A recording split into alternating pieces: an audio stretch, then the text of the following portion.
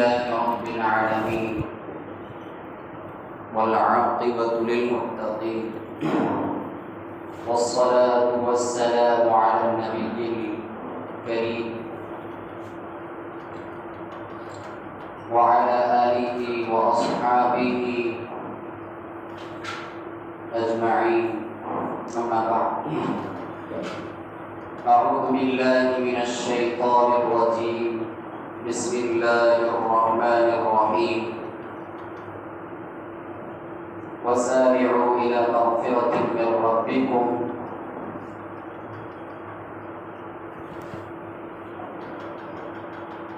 إلى آخر الآية.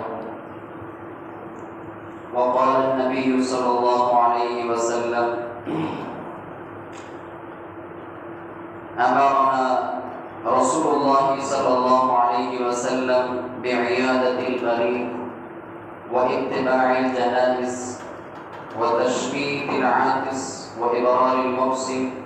ونصر المظلوم وإجابة الداعي وإفشاء السلام، أو كما قال عليه الصلاة والتسليم. برادران اسلام، محترم اور مکرم عزیز بزرگوں اور دوستوں،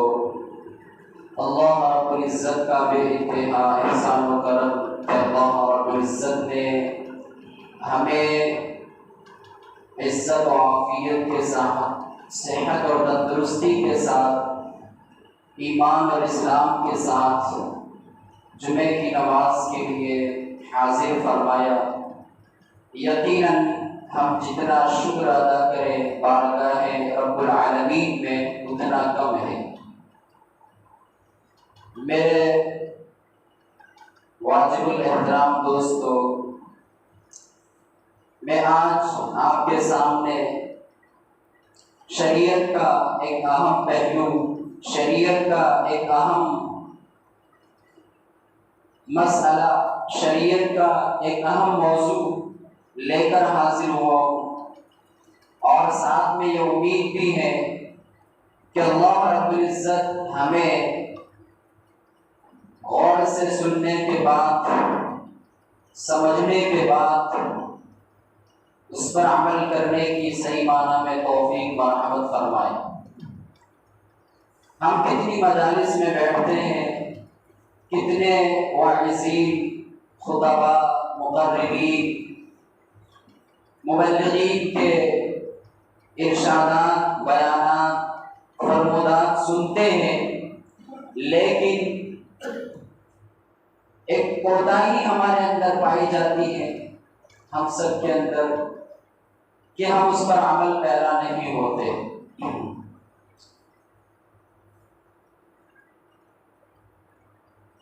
ایک مجلس کوئی بھی ہو، جس عنوان سے بھی لگائی گئی ہو، جس عنوان سے بھی سجائی گئی ہو، اگر اس مجلس کے اندر اس کا مقصد پورا نہیں ہوتا ہے تو مجلس بیکار اور بے فائدہ ہے. انسان نکاح کی مجلس لگاتا ہے اور اس کا مقصد یہ ہوتا ہے کہ میرے یہاں نکاح کا اہتمام ہے، نکاح کا پروگرام ہے، تو اس میں مہمان آئیں گے اور ان کا عزت اور اکرام کرنا ہے، ان کے کھانے کا اہتمام کرنا ہے. لیکن اگر وہ اس مجلس میں نکاح ہی نہ کرے، اس مجلس میں نکاح کا انعقاد ہی نہ کرے جس مقصد کے لیے وہ رکھا گیا تھا، تو اس کا اگلا پروگرام کھانے وغیرہ کا اور مہمان نوازی کا یہ سارا بیکار ہو جائے. کیوں؟ اس لیے کہ اس کا مقصد جو تھا نکاح کا وہ اس نے ادا نہیں کیا، تو اس کے بھی پیسے بھی بیکار ہو جائیں گے، اس کی محنت بھی رائگاں جائے گی، اور جس مقصد کے لیے اس نے مجلس سجائی تھی وہ مقصد بھی بیکار ہو جائے. میرے پیارے دوستو، یہ مختصر سی تمہید تھی آپ حضرات کو متوجہ کرنے کے لیے. ویسے آپ بہت قابل قدر اور لائق عزت ہیں کہ اذان ہوتے ہی مسجد کی طرف دوڑتے ہیں، سارے کام کاج چھوڑ کر،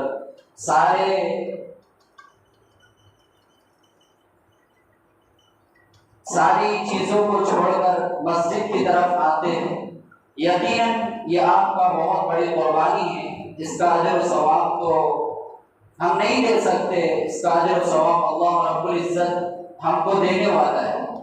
دنیا میں تو ہمیں محنت کرنا ہے، دنیا میں ہمیں اپنے آپ کو تھکانا ہے، دنیا میں خواہشات کو چھوڑنا ہے، دنیا میں لذتوں کو ترک کرنا ہے، دنیا میں اپنے نفسانی خواہشات کو چھوڑنا ہے اور اپنے آپ کو تھکانا ہے اللہ رب العزت کے حکم کے آگے۔ اس کے بعد جو ہمیں ملنے والی ہے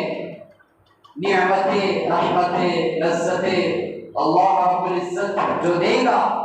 یقیناً وہ اس کی عظمت اور شان سے بڑھ کر دینے والا ہے۔ ہم تو اس کا اندازہ بھی نہیں کر سکتے، ہم نہ اس کو سوچ سکتے ہیں، ہم نہ اس کو سمجھ سکتے ہیں، نہ ہماری آنکھوں نے ایسے مناظر دیکھے ہیں، نہ ہمارے کانوں نے ایسے بیانات سنے ہیں، نہ ہمارے خیالات نے ایسے تصور جو ہے تو کیے ہیں جو اللہ رب العزت نے ہمارے لیے تیار کیے ہیں۔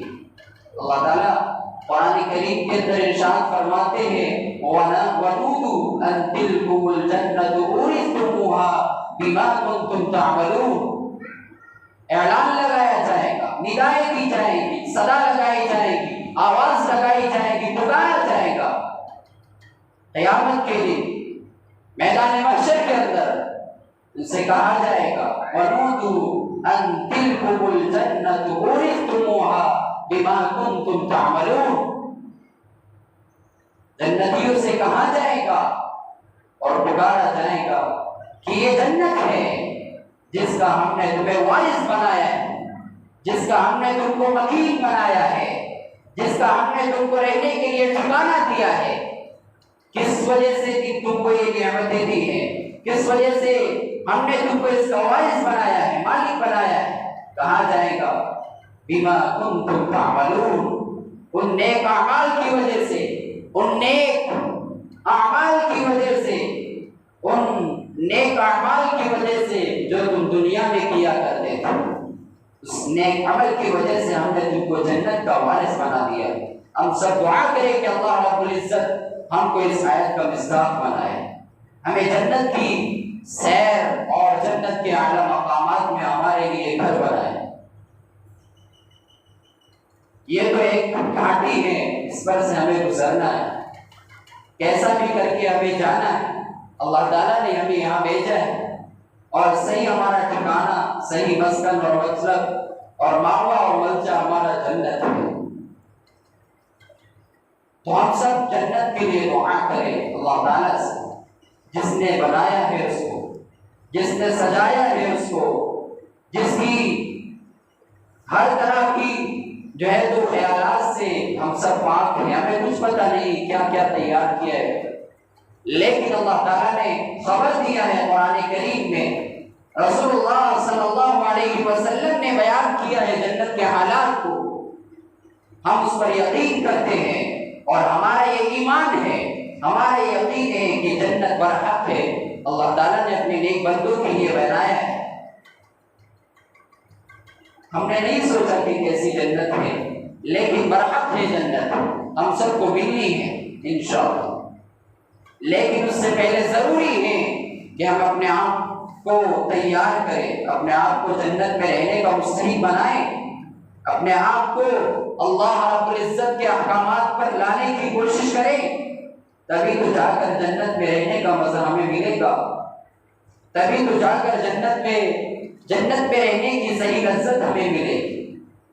اس لیے میرے پیارے دوستو، ہمیں اپنے اسلام کے احکامات کو گلے لگانا ہے، اسلام کی تعلیمات کو گلے لگانا ہے اور اس پر عمل کرنے کی کوشش کرنا ہے۔ ابھی یہ دور چل رہا ہے، بڑی بیماریوں کا دور ہے، بڑی تکلیفوں کا دور چل رہا ہے، ہر طرف آفتیں، مصیبتیں، پریشانیاں ہر انسان کے پیچھے لگی ہوئی ہیں۔ بظاہر انسان خوش نظر آتا ہے، لیکن اس کے اندر کیا کیا جی رہا ہے، کیا مر رہا ہے، یہ کوئی انسان نہیں بتا سکتا ہے۔ نجا ظاہر پرستی پر اگر کچھ عقل و دانش ہے، نجا ظاہر پرستی پر اگر کچھ عقل و دانش ہے، چمکتی جو نظر آتی ہر ایک سونا نہیں ہوتا ہے، یعنی جو کھلکھلاتا ہوا نظر آتا ہے ہر ایک سونا نہیں ہوتا ہے، جو آپ کے سامنے مسکراتا نظر آتا ہے ایسا نہیں کہ وہ بالکل پاک ہے مصیبتوں سے، پریشانیوں سے اور تکالیف سے، آفات سے، بلکہ اس کے اندر بہت ساری تکالیف چھپی ہوئی ہے، لیکن پھر بھی وہ آپ کے سامنے کھلکھلا کر جو ہے تو مل رہا ہے، خوشنما چہرہ لے کر آپ کے سامنے آ رہا ہے۔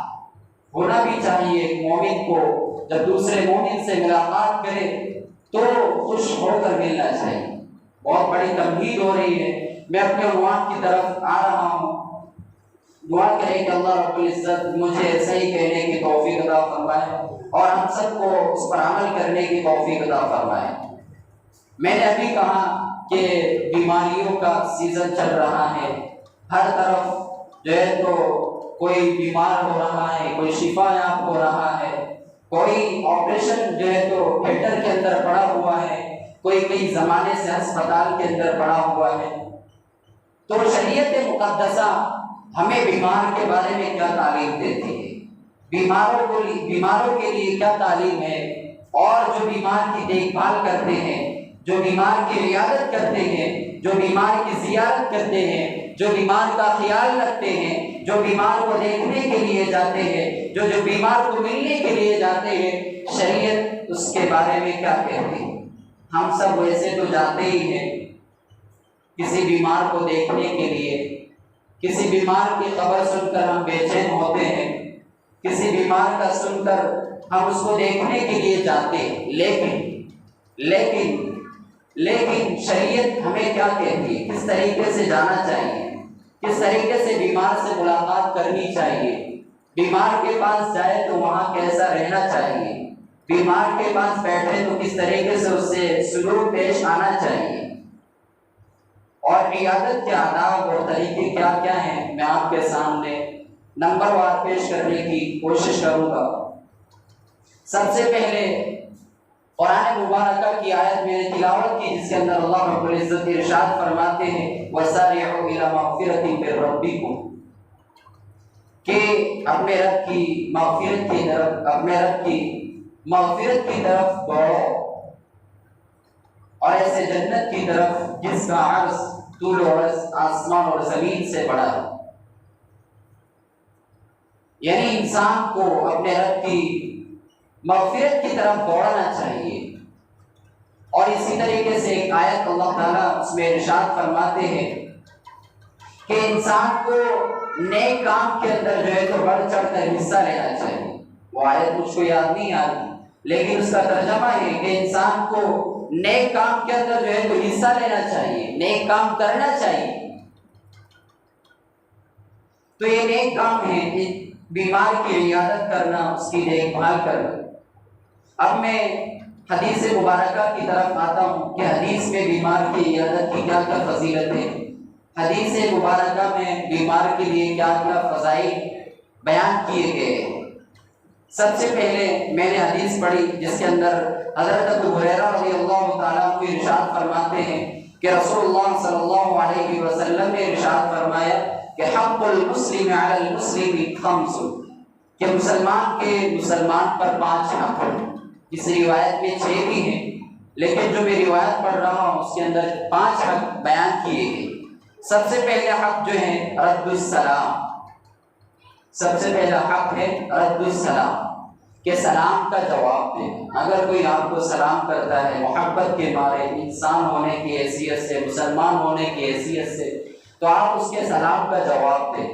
ایسا نہ ہو کہ وہ سلام کر رہا ہے اور آپ جو ہے تو انسنی کر دیں اس کے سلام، یا آپ جواب ہی نہ دیں۔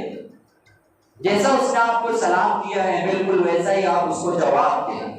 جس طریقے سے اس نے آواز کے ساتھ سلام کیا تو آپ اس کو آواز کے ساتھ جواب۔ تو یہ پہلا حق ہے مسلمان کا، سلام کرنا سنت ہے لیکن سلام کا جواب دینا واجب ہے، ضروری ہے۔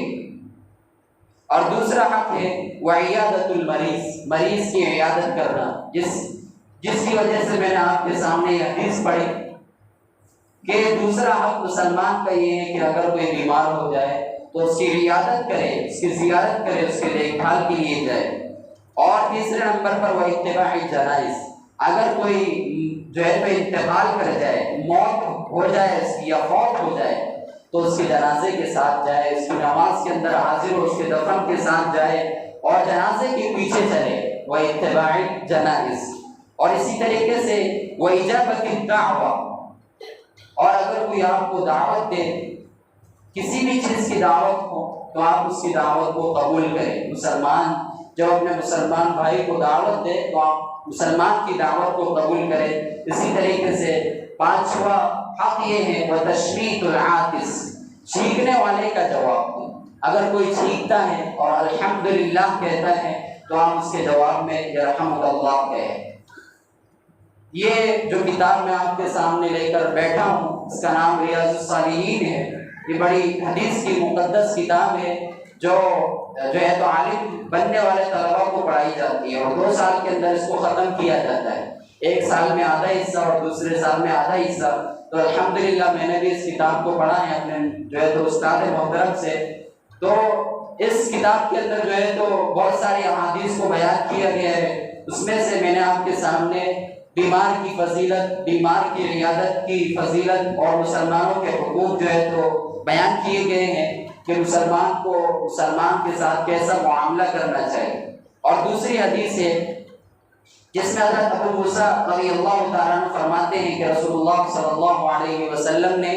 ہمیں حکم دیا ہے۔ رسول اللہ صلی اللہ علیہ وسلم فرماتے ہیں کہ عود المریض، مریض کی عیادت کرو، اس کی عیادت کرو، بیمار کی عیادت کرو، بیمار پرسی کرو، وَأَطْعِمُ الْجَائِعَ، اور بھوکوں کو کھانا کھلاؤ، وَفُكُّ الْعَانِي، اور قید میں جو پھنسا ہوا جو قید ہے اس کو رہا کرنے کے اندر جو ہے تو مدد کرو۔ یہ دوسری حدیث آپ کے سامنے تلاوت کی گئی ہے۔ اور اسی طریقے سے تیسری حدیث میں آپ کے سنانے جا رہا ہوں بیمار کی عیادت کی فضیلت کے اندر کہ حضرت ثوبان رضی اللہ تعالیٰ عنہ فرماتے ہیں کہ رسول اللہ صلی اللہ علیہ وسلم نے ارشاد فرمایا ان المسلم اذا عاد المسلم اذا عاد اخاه المسلم لم يزل في غرفة الجنة حتى يرجع، کہ مسلمان جب اپنے مسلمان بھائی کی عیادت کے لیے جاتا ہے، عیادت کے لیے جاتا ہے، اس کی دیکھ بھال کے لیے، اس کی بیمار پرسی کرنے کے لیے، تو جب تک وہ وہاں ٹھہرا رہتا ہے بیمار کے پاس تو وہ جنت کے جو ہے تو باغ کے اندر رہتا ہے، جنت کے باغات کے اندر رہتا ہے۔ اور کب تک رہتا ہے؟ جب تک وہ بیمار کے پاس رہے گا اس وقت تک جو ہے تو جنت کے باغات کے اندر رہے گا۔ جب لوٹ کر آئے گا تو وہاں سے جو ہے تو باغ سے نکل جائے گا۔ آپ صلی اللہ علیہ وسلم سے پوچھا گیا کہ جنت کے باغات کیا ہیں، تو آپ نے فرمایا جناحہ، یعنی اس کے پھلوں کے اندر رہے گا وہ، یہ جنت کے باغ کے اندر پھل ہیں۔ تو جب تک وہ بیمار کی عیادت کرے گا، بیمار کے پاس رہے گا تو وہ جنت کے باغ کے اندر رہے گا۔ اتنی بڑی فضیلت ہے بیمار کی عیادت۔ اور اسی طریقے سے تیسری اور چوتھی حدیث میں آپ کو سناتا چلوں کہ رسول اللہ صلی اللہ علیہ وسلم نے ارشاد فرمایا سمعت رسول اللہ صلی اللہ علیہ وسلم، حضرت علی رضی اللہ تعالیٰ عنہ فرماتے ہیں کہ رسول اللہ صلی اللہ علیہ وسلم کو میں نے ارشاد فرماتے ہوئے سنا کہ آپ صلی اللہ علیہ وسلم نے فرمایا کہ جو شخص صبح کے وقت بیمار کی عیادت کے لیے جائے تو شام تک اس کے لیے 70,000 فرشتے سلامتی کی دعا کرتے ہیں۔ میں اپنی طرف سے یہ بات نہیں کہہ رہا ہوں، حدیث کی کتاب آپ کے سامنے اس کو پڑھ کر سناتا ہوں۔ ما من مسلم یعود مسلما غدوة الا صلى عليه 70,000 ملك حتى يصبح حتى يمسي، کہ اگر کوئی مسلمان صبح کے وقت اپنے مسلمان بھائی کی بیمار کی عیادت کے لیے جاتا ہے تو شام تک اس کے لیے 70,000 ملک 70,000 فرشتے دعا کرتے رہتے ہیں سلامتی۔ کس کے لیے؟ جو عیادت کے لیے جاتا ہے اس کے لیے، بیمار کے لیے نہیں، جو بیمار کو دیکھنے کے لیے جاتا ہے اس کے لیے۔ اسی طریقے سے جو شام کو بیمار کی عیادت کے لیے، بیمار کو دیکھنے کے لیے، بیمار کی بیمار پرسی کے لیے جاتا ہے تو صبح تک اس کے لیے 70,000 فرشتے دعا کرتے رہتے ہیں۔ اور اس حدیث کو جو ہے تو امام ترمذی نے روایت کیا ہے۔ یہ 3-4 حدیثیں میں نے آپ کو جو ہے تو پڑھ کر سنائی ہیں جس کا خلاصہ آپ کے سامنے جو ہے تو بیان کیا گیا ہے۔ یہ حدیثیں ہیں اور آیت مبارکہ بھی آپ کے سامنے رکھی گئی۔ اب جو ہے تو بیمار کی عیادت کے آداب کیا ہے؟ ہم بیمار کے پاس جاتے ہیں تو شریعت نے اس کے کچھ آداب بیان کیے ہیں، تو اس کے آداب کیا ہیں ہم اس کی طرف آتے ہیں۔ سب سے پہلے ہم جب بیمار کے پاس جائیں تو حضرت مولانا علامہ شیخ الاسلام مفتی محمد تقی العثمانی رحمت عثمانی صاحب دامت برکاتہم العالی وہ فرماتے ہیں کہ سب سے پہلے جو ہے تو بیمار کے پاس جب آپ جائے تو وقت کا جو ہے تو اہتمام کرنا چاہیے، یعنی ہمیں یہ دیکھنا ہے کہ بیمار کا کون سا وقت ہے، بیمار اس وقت کیا کر رہا ہے، آیا سویا ہوا ہے یا پھر جو ہے تو اس کا علاج چل رہا ہے یا کچھ ہے، یا پھر جو ہے تو اپنے بستر پر لیٹا ہوا ہے یا آرام کر رہا ہے، کون سا بھی وقت ہے ہمیں یہ وقت دیکھنا چاہیے۔ اگر ہم ایسے وقت حاضر ہو گئے بیمار سویا ہوا ہے، ہم اس کے پاس جائیں گے، اس کو اٹھائیں گے، اس کو تکلیف ہوگی، ایک تو بیماری کے اندر پریشان ہے، ہم جو ہے تو وقت کا سب سے پہلے اہتمام کریں، وقت کو دیکھیں کہ کون سا وقت ہے۔ اور دوسرے نمبر پر جب ہم جائیں تو بیمار کے پاس جب بھی ہم جائیں تو سب سے پہلے جو ہے تو اس کے لیے دعا کریں۔ اللہ رب العزت سے احادیث کے اندر دعائیں بھی منقول ہیں، رسول اللہ صلی اللہ علیہ وسلم سے بہت ساری دعائیں منقول ہیں۔ ایک دعا میں آپ کے سامنے جو ہے تو پڑھ کر سناتا ہوں۔ رب الناس اذهب البأس اشفی انت الشافی شفاؤک لا شفاء الا شفاؤک شفاء لا یغادر سقما۔ یہ دعا ہے، آپ بیمار کے پاس یہ پڑھ کر جو ہے تو اس کے لیے دعا کریں کہ رب الناس، لوگوں کے رب، اس کی بیماری کو دور فرما، اذهب البأس، اس کی بیماری کو دور فرما، اشفی، اور اسے شفا عطا فرما، ایسی شفا کہ اس کے بعد کوئی بیماری نہ ہو، یعنی بالکل نہیں، اس کو پورا جو ہے تو شفا عطا فرما، صحت اور عافیت عطا فرما۔ لا شفاء الا شفاؤ، اس لیے کہ شفا دینے والی ذات رب العالمین کے سوا کوئی نہیں ہے، بیماری سے تندرستی دینے والا، بیماری سے اچھائی کی طرف لانے والا، بیماری سے جو ہے تو انسان کو صحت اور تندرستی دینے والی ذات کس کی ہے؟ ڈاکٹروں کی، گولیوں کی؟ اللہ رب العزت کی ذات ہے جو بیمار کو صحت مند اور تندرستی دیتی۔ تو اللہ تعالیٰ سے یہ دعا کرے کہ آپ کے علاوہ کوئی جو ہے تو شفا دینے والا نہیں ہے، اس لیے میں آپ سے شفا کی دعا کرتا ہوں۔ اور دوسری دعا بھی منقول ہے، بہت آسان دعا ہے، امید ہے کہ آپ اس کو یاد کر لیں، اور جب بھی کسی بیمار کے پاس جائے تو یہ دعا پڑھے، بہت آسان دعا ہے۔ جب بھی ہم بیمار کے پاس جائیں تو اس کے پاس جا کر یہ دعا کریں، اسأل اللہ العظیم رب العرش العظیم ان یشفیک، اسأل اللہ العظیم رب العرش العظیم ان یشفیک، اسأل اللہ العظیم رب العرش العظیم ان یشفیک، کہ میں اللہ رب العالمین سے سوال کرتا ہوں جو رب العالمین ہے، عرش عظیم کا مالک ہے، پوری دنیا کا مالک ہے، کہ آپ کو اس بیماری سے شفا عطا فرمائے۔ اس دعا کو پڑھنے کی یہ فضیلت ہے کہ اگر وہ انسان بیماری کے اندر مبتلا ہے، چاہے کوئی بھی بیماری ہو، دنیا کی کوئی بھی بیماری ہو، 1 نمبر بیماری سے لے کے 1000 تک، کوئی بھی جہاں تک بیماریاں دنیا کے اندر پھیلی ہوئی ہو، سوائے موت کے کوئی بھی بیماری اس کو ہو، اللہ رب العالمین اس دعا کو پڑھنے کی وجہ سے اس کی جو ہے تو بیماری کو دور فرما دیں۔ یہ دعا اگر کوئی پڑھتا ہے بیمار کے پاس تو اللہ رب العزت اس بیماری سے اس کو شفا عطا فرمائے۔ اسأل اللہ العظیم رب العرش العظیم ان یشفیک، یہ دعا ہمیں پڑھنا چاہیے جب بھی ہم بیمار کے پاس جائیں۔ اور تیسرے نمبر پر جو ہے تو ہمیں اہتمام کرنا ہے کہ جب بھی ہم بیمار کے پاس جائیں تو بہت کم وقت لے بیمار کو، جب بھی ہم بیمار کے پاس جائیں عیادت کے لیے، دیکھنے کے لیے، تو ایسا نہ ہو کہ ہم 1.5 2 2.5 3 4 5 1 دن اس کے پاس رہیں،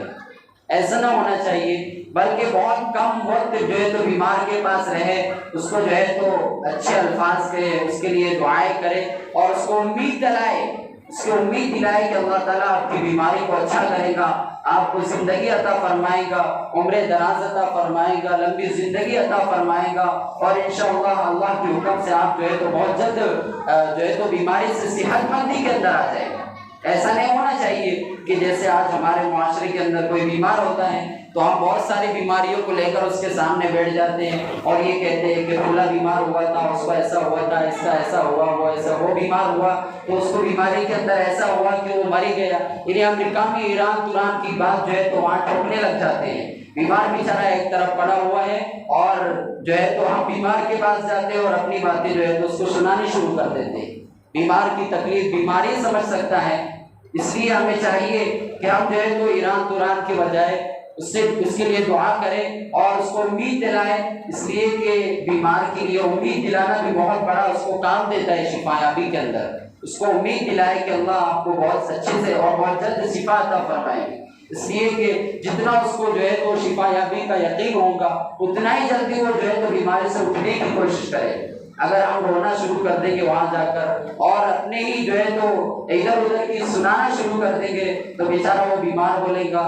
میں ایسی بیماری کے اندر مبتلا ہو گیا ہوں کہ اب میں تو مجھے ایسا لگ رہا ہے کہ اب میں یہ جو ہے تو شفا ہوگی ہی نہیں مجھ کو، یعنی میں اب جو ہے تو اچھا ہی نہیں ہوگا، یعنی مجھے اسی بیماری کے اندر مرنا ہے۔ ایسا نہ ہونا چاہیے، بلکہ ہم جسی بھی بیمار کے پاس جائیں تو اس کو امید دلائیں کہ انشاءاللہ آپ اچھے ہو جائیں اور جو ہے تو بہت کم وقت لینے کی کوشش کریں۔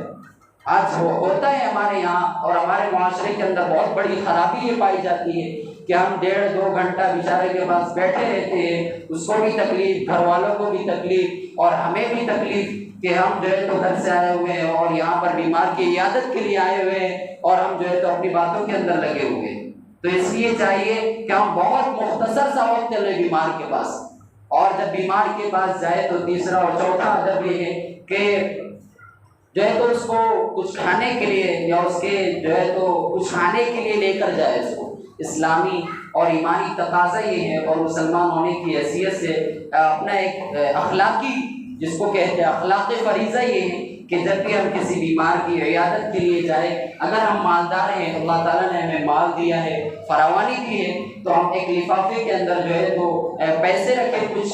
اور ایک لفافہ پیک کریں اور اس پیک کیے ہوئے لفافے کو مریض کے ہاتھ میں تھمائے تاکہ اس پیسوں کے ذریعے وہ بھی اپنی جو ہے تو علاج کرائے اور اس پیسوں کے ذریعے جو ہے تو اس کی دوا گولیوں کا بھی انتظام ہو جائے۔ اور اسی طریقے سے اگر ہمارے پاس اتنے پیسے نہیں ہیں، کم از کم اس کو کھانے کے لیے یا کم از کم جو ہے تو اس کی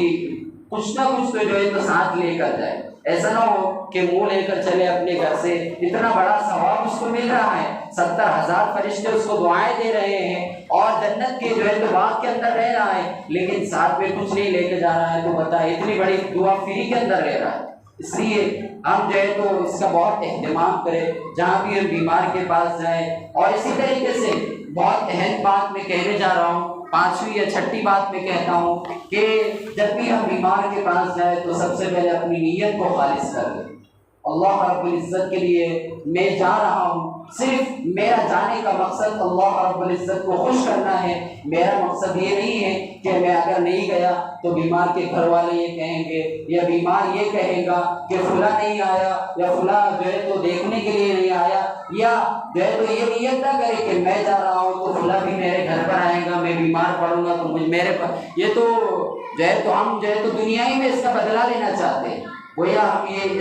جس نیت کر کے ہم دنیائی میں لوگوں سے بدلہ لینا چاہتے ہیں، اللہ تعالیٰ اتنا بڑا بدلہ دینے والے ہمیں قیامت کے دن، ہمیں جو ہے تو لوگوں سے بدلے کی توقع نہیں رکھنی چاہیے، اس لیے کہ یہ دنیا جو ہے تو دھوکے کا گھر ہے، یہاں پر کوئی بھی وفادار آج تک پیدا نہیں ہوا ہے سوائے رب العالمین کے۔ ایک اللہ ہے جس نے اب تک ہمارے ساتھ وفاداری کا معاملہ کیا ہے، جب سے ہم پیدا ہوئے ہیں اس وقت سے لے کر ہمیں کھلا رہا ہے، جب سے ہم پیدا ہوئے ہیں اس وقت سے لے کر آج تک ہماری ضرورتوں کو پورا کر رہا ہے، جس وقت سے لے کر ہم پیدا ہوئے ہیں اس وقت سے لے کر جو ہے تو ہمیں شفا دے رہا ہے، جس وقت سے لے کر ہم پیدا ہوئے ہیں اس وقت سے لے کر ہماری ضرورتوں کو پورا کرنے والی ذات صرف اور صرف اللہ رب العزت کی ذات ہے۔ تو ہمیں بدلے کی توقع، ہمیں بدلے کی امید صرف اس اللہ رب العزت سے ہونی چاہیے، ہمیں جو ہے تو بندوں سے بدلے کی توقع نہیں رکھنی چاہیے۔ اگر ہم جو ہے تو بدلے کی توقع رکھیں گے اور ہم نیت دوسری کر لیں گے تو اتنا بڑا ہمارا بیمار کے لیے جانا، اس کے بعد جانا جو ہے تو بیکار ہو جائے گا، بے فائدہ ہو جائے گا۔ اس لیے ہم جو ہے تو بہت کم وقت بیٹھنے کی کوشش کریں اور بے غرض ہو کر اور بے آبرو ہو کر اور بے مقصد ہو کر جائے۔ ایسا نہ ہو کہ میں جا رہا ہوں تو جو ہے تو مریض خوش ہوگا یا پھر جو ہے تو میرا جو ہے تو تذکرہ ہوگا یا پھر میرا گھر میں جو ہے تو جو بھی ہمارا جو ہے تو نیت ہو، بالکل ایسا نہیں ہونی چاہیے۔ میں اپنی طرف سے بات ایک بھی نہیں کہہ رہا ہوں، میں نے مطالعے کی روح سے کتابوں کا مطالعہ کیا اور علماء کرام کا بیان سنا، یہ ساری باتیں مجھ کو ملی، اس میں میں نے اپنی طرف سے اللہ گواہ ایک بھی بات نہیں کہا، میں نے مطالعے کی روح سے اور احادیث مبارکہ آپ کے سامنے سنایا اور قرآن پاک کی تلاوت کی، اس کی جو ہے تو اس کی ترجمانی میں نے آپ کے سامنے کی ہے۔ صرف میری زبان ہے، بقیہ الفاظ اور فرمودات اور جتنے بھی احادیث ہیں یہ سارے کے سارے شریعت کی جو ہے تو باتیں ہیں، میں نے اپنی زبان سے کہا ہے۔ اللہ رب العزت جو ہے تو ہمیں ان باتوں پر عمل کرنے کی توفیق عطا فرمائے، اور یہ دعا کہ اللہ رب العزت عالم جتنے بھی بیمار ہیں ان تمام کو شفا یابی عطا فرمائے، اور ہمیں بھی صحت اور تندرستی عطا فرمائے، اور جو وبائیں چل رہی ہے دنیا کے اندر، اور جتنی بھی بیماریاں ہم سن رہے ہیں اور جتنی بھی بیماریاں دنیا میں پیدا ہو رہی ہیں ان تمام بیماریوں سے ہماری جو ہے تو حفاظت فرمائے۔ اللہ تعالیٰ سے ہمیں دعا مانگتے رہنا چاہیے۔ اللہ تعالیٰ نے ہمیں اپنے سے مانگنے کا بہت بڑا جو ہے تو یہ تحفہ دیا ہے۔ دعا مومن کا ہتھیار ہے۔ جب بھی ہم کسی مصیبت کے اندر پھنس جائیں، جب بھی ہم کسی بیماری کے اندر پھنس جائے، فوراً ہماری توجہ، فوراً ہمارا جو ہے تو ماحول بن جا اللہ رب العزت کی ذات ہونی چاہیے۔ اور چوتھی بات جو میں بھول گیا تھا، آپ حضرات کی توجہات کی وجہ سے اللہ تعالیٰ نے ذہن میں ڈال دی، وہ یہ کہ جب کوئی بندہ بیمار ہوتا ہے تو اللہ رب العزت جو ہے تو اس کو آزمانا چاہتے ہیں کہ جس طریقے سے یہ مجھ کو بھول گیا تھا، یا بیماری کے اندر بھی مجھ کو یاد رکھتا ہے یا نہیں، یا بیماری کے اندر بھی جو ہے تو اپنی اکڑ کو باقی رکھتا ہے اور مجھ کو یاد رکھنا بھول جاتا ہے۔ یعنی بیماری ہمارے پاس اس لیے آتی ہے کہ ہماری توجہ اللہ رب العزت کی طرف ہو جائے، ہمارا جو ہے تو دھیان اللہ رب العزت کی طرف پورا ہو جائے، اس لیے بیماری ہمارے پاس آتی ہے۔ ویسے بیماری ہمارے جو ہے تو درجات کو بلند کرنے کے لیے آتی ہے۔ حدیث کا خلاصہ ہے کہ جب کوئی بندہ بیمار ہوتا ہے تو بیماری اس کے گناہوں کو ایسے ہی جھڑا دیتی ہے جیسے کہ پتا یعنی درخت اپنے پتوں کو جھڑا دیتا ہے۔ ایک موسم آتا ہے جب جو ہے تو درخت کی رشتہ جو ہے تو ٹہنیاں نظر آتی ہے، اس پر پتے دکھائی نہیں دیتے، جس کو کچھ پتجھڑ کا موسم جس کو کہتے ہیں، یعنی جیسے پتے درخت سے گر جاتے ہیں اسی طریقے سے بیمار کے اوپر سے گناہوں کے انبار اللہ تعالیٰ جو ہے تو نکال دیتے ہیں۔ یعنی بیماری ہمارے پاس گناہوں کو ختم کرنے کے لیے اور مومن کے درجات کو بلند کرنے کے لیے آتی ہے۔ اس لیے ہمیں کوئی بھی بیماری ہو ہمیں جو ہے تو ڈرنے کی ضرورت نہیں ہے، اور ہمیں جو ہے تو اللہ رب العزت کی طرف اپنی توجہات کو بڑھانے کی ضرورت ہے۔ جتنا ہم دھیان کریں گے اتنا ہی اللہ تعالیٰ ہمیں شفا عطا فرمائیں گے۔ بہت وقت ہو چکا ہے، اللہ تعالیٰ ہمیں عمل کرنے کی توفیق عطا فرمائے، اور ہمیں جمعہ کی اذان ہوتے ہی مسجد میں آنے کی کوشش عطا فرمائے۔ بہت اچھا مضمون تھا، جن حضرات نے سنا ان کو انشاءاللہ بہت فائدہ ہوا، اور جو حضرات لیٹ آئے ان سے معذرت ہے کہ جلد آنے کی کوشش کریں۔ اللہ تعالیٰ ہمیں عمل کرنے کی توفیق دے۔